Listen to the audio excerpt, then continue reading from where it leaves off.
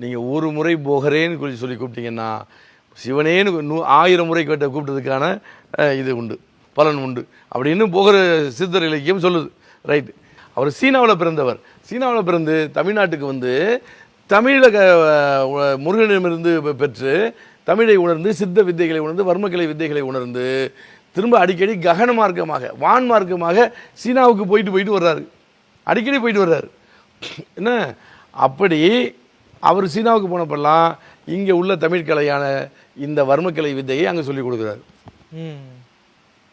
நான் சொல்றது அப்போ அங்கே அது குங்ஃபு, கராத்தே, குபுடு என்னென்னமோ பேர் சொல்கிறாங்கல்ல என்று அந்த தற்காப்பு கலைகளாகவும் வைத்திய முறைகளாகவும் அவர்கள் இப்போ நீங்கள் பாருங்களேன், ஊதுபத்தி சாமி கும்பிட்றதெல்லாம் கூட நம்ம இது சார்ந்த மாதிரி தான் இருக்கும். ஆமாம். இங்கே மணி அடிக்கிறோம், அடித்தா ஒரு ரீங்காரம் வருமா இல்லையா? மணி அடிக்கிறதுடைய தன்மையே அதுதான்.